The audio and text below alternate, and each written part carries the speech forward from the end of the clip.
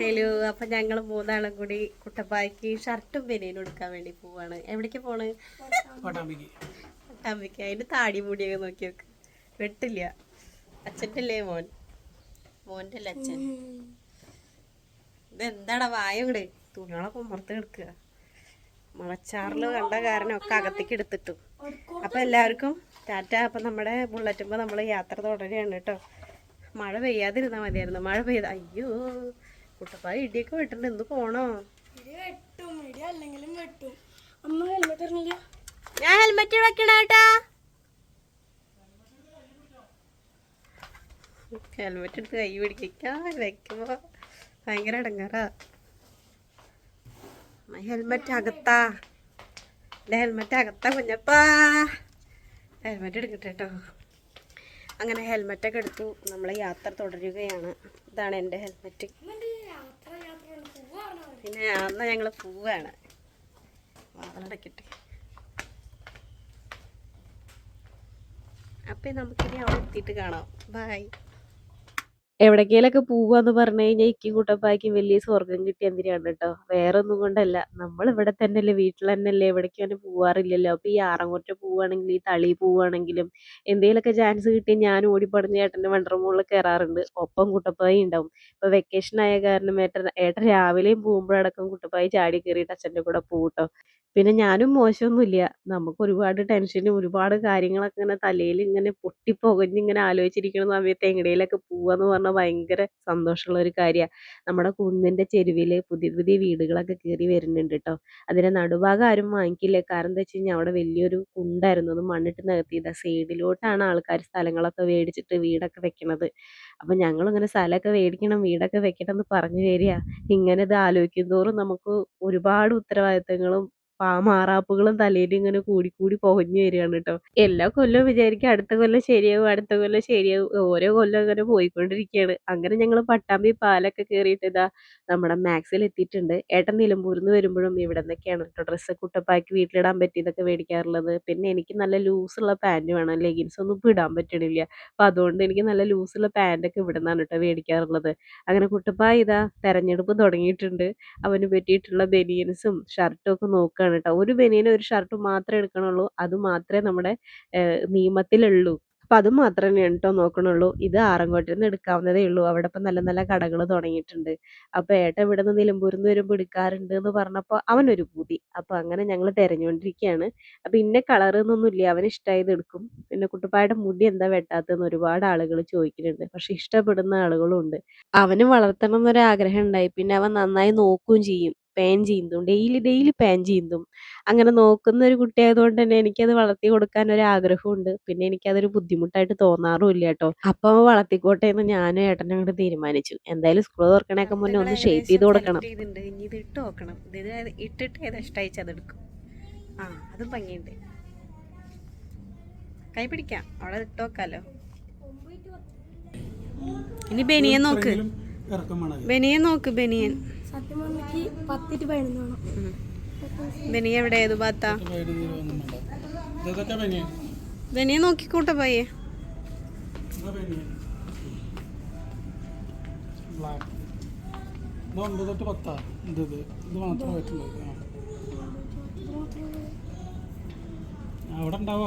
ഇവന്റെ പാകത്തിലുള്ള എടുത്തു കഴിഞ്ഞാൽ അവൻ അത് പാകാവണമില്ല. അവൻ 9 to 10 അവന് വേണ്ടത് അവന്റെ പ്രായത്തിനനുസരിച്ച്. പക്ഷെ അത് പാകാവണമില്ല. എന്നാൽ അതിൽ കൂടുതൽ വലുതെടുത്താലോ അതായിട്ട് നല്ലോണം മഞ്ചറാണി ബനിയനും മഞ്ചറാണി ഷർട്ടും ആവും. അപ്പൊ അങ്ങനെ ഒരു അവസ്ഥയിൽ ഏകദേശം കൊള്ളണതും അവന് ഇഷ്ടപ്പെട്ടതും ഞാനും സെലക്ട് ചെയ്തെടുത്തിട്ടുണ്ട്. ഇനി അതൊന്ന് ഇട്ട് നോക്കട്ടെ. ഇട്ട് നോക്കിയാലോ കണ്ണാടിയുടെ മുന്നിൽ നിന്ന് ഇങ്ങോട്ട് വന്ന് കിട്ടണ്ടേ. അവനാണെങ്കിൽ 4 നടത്തൊക്കെ നടന്ന് 4 തിരിച്ചലൊക്കെ തിരിഞ്ഞ് നോക്കിയിട്ടൊക്കെയാണ് പുറത്തേക്ക് ഇങ്ങോട്ട് വരുള്ളൂ. അപ്പോഴേക്കും ഇവിടെ നിൽക്കുന്ന ആൾക്കാർക്ക് ദേഷ്യം വരും, പ്രത്യേകിച്ച് ഏട്ടന്. ഇന്റെ കണ്ടുപോയത് ഇവിടേക്കാണ് കേട്ടോ. നല്ല ചുരിദാറുകളൊക്കെ ഇരിക്കുന്നുണ്ട്, ഞാൻ അടിക്കുന്ന മോഡലൊക്കെ ഇരിക്കുന്നുണ്ട്. അപ്പോൾ എനിക്ക് കണ്ടപ്പോൾ കൊതി തോന്നി. പക്ഷെ ഞാൻ എടുത്തില്ല. കാരണം എന്താണെന്ന് വെച്ച് കഴിഞ്ഞാൽ നമ്മൾ കടയുടെ ഉദ്ഘാടനത്തിന് പോയപ്പോൾ ഒരെണ്ണം എടുത്തുല്ലോ. അപ്പോൾ ആ പേര് പറഞ്ഞിട്ടാണ് കുട്ടപ്പായ്ക്ക് ഇപ്പോൾ ഷർട്ട് എടുക്കാൻ വന്നിരിക്കുന്നത്. അപ്പോൾ ഓരോന്ന് ഇട്ട് നോക്കുക. അപ്പോൾ ഇതെനിക്ക് ലൂസ് അച്ഛാ, അതെനിക്ക് ഇഷ്ടമായില്ല അച്ഛാ എന്നൊക്കെ പറയുന്നുണ്ട്. അപ്പോൾ ഏട്ടനാണെങ്കിൽ നല്ലോണം ദേഷ്യവും വരുന്നുണ്ട്. മൂപ്പരാളാണ് ഈ കുടുക്കൊക്കെ ഇട്ട് കൊടുക്കണതേ. കുടുക്ക് അഴിച്ചു കൊടുക്കണതും മൂപ്പരാൾ തന്നെയാണ്. ഞാൻ വീഡിയോ എടുത്തുകൊണ്ടിരിക്കുകയല്ലേ. അപ്പോൾ എൻ്റെ കയ്യിലാണ് ഷർട്ടുകൾ. അപ്പോൾ ഓരോന്ന് ഇട്ട് കൊടുക്കട്ടെ. ഏട്ടൻ്റെ മോന്ത കണ്ടില്ലേ? അപ്പോൾ എനിക്കിപ്പോൾ ഇത് കാണുമ്പോൾ ചിരി വരിക. അപ്പോൾ കുട്ടപ്പായി ആണെങ്കിലും കണക്കാ. അവന് ഇഷ്ടപ്പെട്ടത് മാത്രമേ അവൻ എടുക്കുള്ളൂ. അങ്ങനെ ഒരു കാര്യമുണ്ട്. ഇനിയിപ്പോൾ ആരെന്ത് പറഞ്ഞിട്ടും കാര്യമില്ല. അത് നല്ല ഭംഗിയുണ്ടെന്ന് പറഞ്ഞിട്ടും കാര്യമില്ല. അവ ഇഷ്ടമല്ലെങ്കിൽ ഇഷ്ടമല്ല എന്ന് തന്നെ പറയും. ഒരു കണക്കിന് അത് നല്ലതാ. ഇപ്പം തന്നെ ആ ശീലം പഠിക്കണത് നല്ലതാ. നമുക്ക് പറ്റില്ല എന്നുള്ള കാര്യം മുഖത്ത് നോക്കിയിട്ട് ആരുടെ മുഖത്താണെങ്കിലും നമുക്ക് പറയാൻ പറ്റണം. അല്ലെങ്കിൽ നമ്മൾ ഒരുപാട് ബുദ്ധിമുട്ടും ട്ടോ. സ്വന്തം അച്ഛനോടായാലും അമ്മയോടായാലും അത് പറയാനുള്ള ഒരു ചങ്കൂറ്റമൊക്കെ വേണം നമുക്ക്. ഇല്ലെങ്കിൽ ഇന്നത്തെ കാലത്ത് ഒരുപാട് ബുദ്ധിമുട്ടും ട്ടോ കുട്ടികൾ. അങ്ങനെ ദാ ഒരു ബനിയൻ നമ്മൾ ഏകദേശം കൺഫേം ആയോണ്ട് എനിക്കത് ഇഷ്ടമായി. പിന്നെ ഈ ഒരു ഷർട്ടുമാണ് ട്ടോ എടുക്കണത്. അതാണ് മൂപ്പരാൾക്ക് ഇഷ്ടായത്. എന്തേലും ആവട്ടെ എന്ന് വിചാരിച്ചിട്ട് ഞങ്ങൾ രണ്ടാളും അവിടുന്ന് കേറിയിട്ട് ബില്ലടിക്കാൻ പോവാണ് ട്ടോ. ഏട്ടന് ഇവിടെ വന്ന് പരിചയമുള്ളോണ്ടേ ബില്ലടിക്കണ സ്ഥലം എവിടെയാന്നൊന്നും നോക്കണ്ട ആവശ്യം ഉണ്ടായിരുന്നില്ല. മൂപ്പരാള് കോണിപ്പടി കേറിയിട്ട് പോവാ. അപ്പൊ ഞാൻ വിചാരിച്ചു വേറെ എന്തേലും വാങ്ങിക്കാനാവുന്ന്. അപ്പൊ എനിക്ക് പിന്നെയും മനസ്സിലായത് ബില്ലടിക്കാനാണെന്ന്. അപ്പൊ ബില്ലടിക്കുന്ന സെക്ഷനിലുള്ള ആ ചേച്ചിയുടെ അമ്മ നമ്മുടെ വീഡിയോസ് കാണുന്ന ആളാണ് ട്ടോ. അപ്പൊ ഞാൻ അന്വേഷിച്ചു എന്നൊക്കെ പറയാൻ പറഞ്ഞു. അമ്മയുടെ പേരെന്താന്ന് ചോദിച്ചപ്പോ രാധ എന്നാണെന്ന് പറഞ്ഞു. അപ്പോൾ എനിക്ക് ഒരുപാട് സന്തോഷമായി. എൻ്റെ അമ്മയുടെ പേര് രാധാമണി. രാധാമണി എന്നാണ്. ഒരു മണി കൂടുതലുണ്ടെന്നേ ഉള്ളൂ.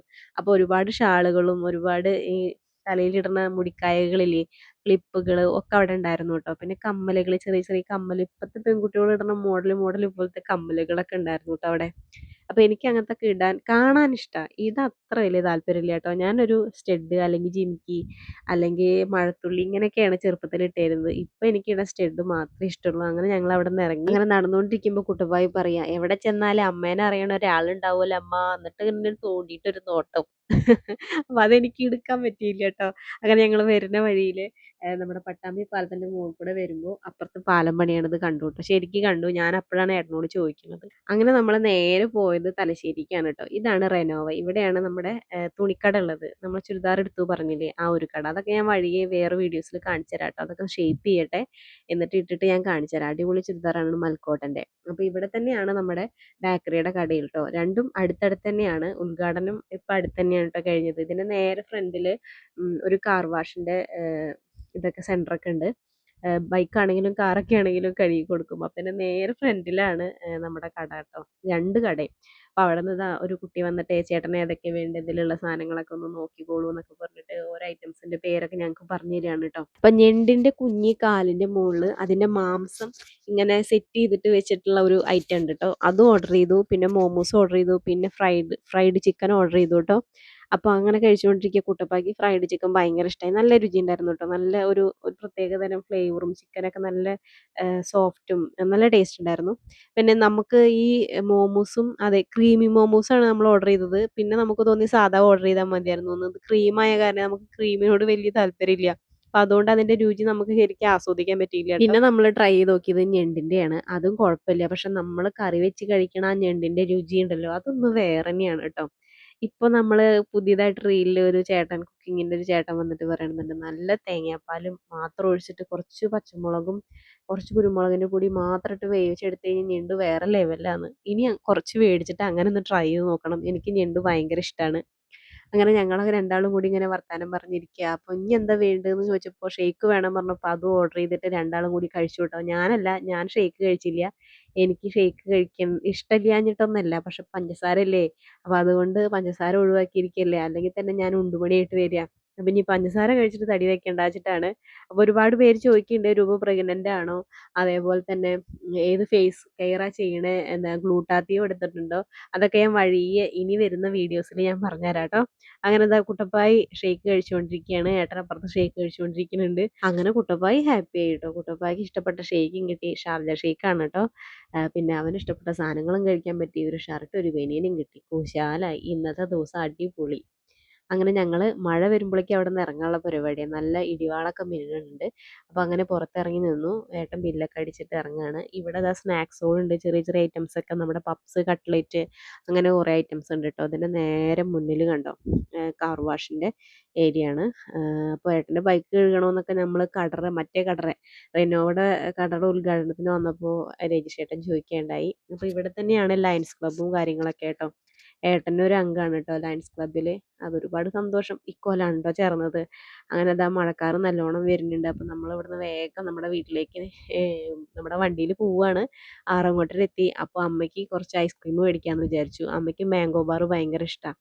അപ്പോൾ ഞങ്ങൾ അവിടുന്ന് കുറച്ച് മാംഗോ ബാറൊക്കെ മേടിച്ചിട്ട് വീട്ടിലേക്ക് പോന്നു കേട്ടോ. കുറച്ചെന്ന് പറയാൻ നമ്മുടെ കുമാറും അമ്മയും കുട്ടപ്പായി ഒക്കെ ഉണ്ടല്ലോ. കുട്ടപ്പായി അമ്മയ്ക്കും പാപ്പനും പറഞ്ഞിട്ട് പേരിന് വാങ്ങിക്കും. എന്നിട്ടോ മൂപ്പരാളെ അതിൽ നിന്ന് അടിച്ചു മാറ്റും കേട്ടോ. അത് വേറെ കാര്യം.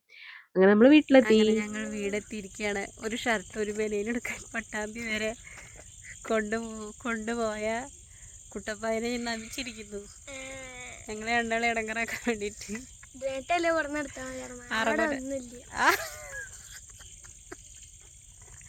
ആറങ്ങോരം നിർത്താൻ മതിയായിരുന്നു. ഞാൻ അവനോട് പറഞ്ഞത് അവിടുന്ന് പോകുമ്പോ അച്ഛൻ്റെ പ്രശ്നമാണ്. അച്ഛൻ സമ്മതിക്കില്ല. ഒന്ന് പോവിടെ അവിടുന്ന്.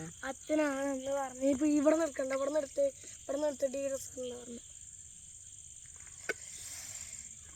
നല്ല ഷർട്ടുകളും ബനിയനുകളൊക്കെ ഉണ്ട്. പക്ഷെ ഒന്നും അവന് പാകാണില്ല.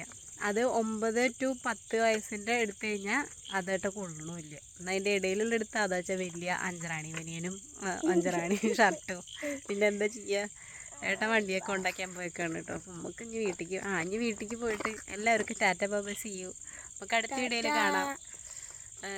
പിന്നെ എൻ്റെ ചുരിദാർ ഞാൻ നെക്സ്റ്റ് വീഡിയോയിൽ കാണിച്ചു തരാം. അപ്പോൾ എല്ലാവർക്കും ടാറ്റ.